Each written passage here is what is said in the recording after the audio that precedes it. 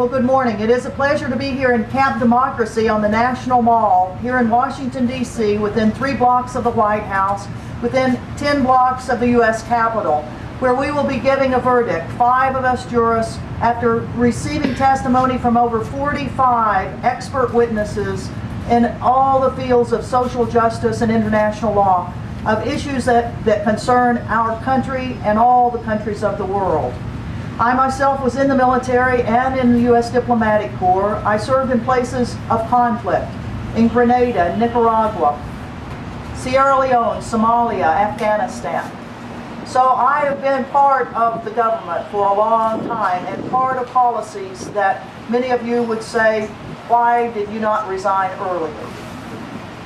Well, I am here as a part of a 5-person panel, a panel that sat and listened with great attention to the testimony of over 45 witnesses over 2 long weekends in New York City, where we talked about 5 indictments, and those indictments will be addressed in greater detail by the other members of our panel here. But I, as one of the jurists, want to read the findings of our panel. The findings of the International Commission of Inquiry on Crimes Against Humanity committed by the Bush administration of the United States.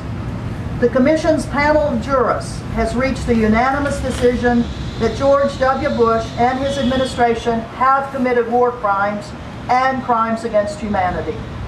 We find the Bush administration guilty of all 5 indictments presented for which we have received evidence: wars of aggression, torture and indefinite detention, global warming, policies and actions, attacks on public health, HIV, AIDS programs and reproductive rights, and preparation for and response to Hurricane Katrina. Each of these constitutes a shocking crime in itself, and taken together, the full horrors are all the more unconscionable. It is also clear that this is an administration that demonstrates an utter disregard for truth and flagrantly lies about the reasons for its actions. In arriving at this decision, we, the jurists, were particularly alarmed by the degree to which the Bush administration's actions in all 5 indictments were informed by the extreme right.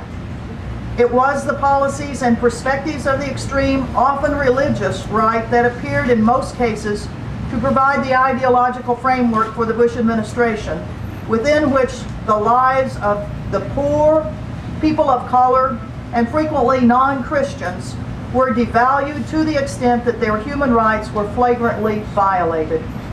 Thus, although the specific content differs among the indictments, the result is the same. Human life was debased and devalued by gratuitous acts of violence, torture, narrow self-interest, indifference, and disregard. The findings were reached after careful assessment of the evidence presented to the Commission in October 2005 and January 2006, as well as the documents submitted by the prosecutors after the hearings at the request of the jurists during those hearings. The findings are based on our application of the standards of judgment for the International Commission of Inquiry on Crimes Against Humanity committed by the Bush administration of the United States. As required by this standard, the Commission relied on fundamental principles of morality and justice, and, where appropriate, customary international law and international law principles, including the United Nations Charter, the United Nations Declaration of Human Rights, principles of the Nuremberg Tribunal, the Geneva Conventions, the Torture Conventions, the Torture Victims Prosecution Act, the War Crimes Act, and the International Law of War Crimes and Crimes Against Humanity. Finally, the Commission has fulfilled its responsibility outlined in the Charter of the International Commission of Inquiry.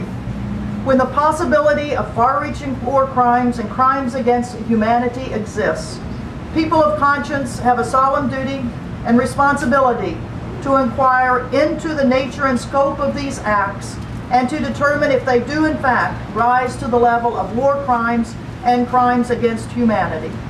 We find the acts of the Bush administration in the 5 indictment areas do rise to the level of war crimes and crimes against humanity. Thank you.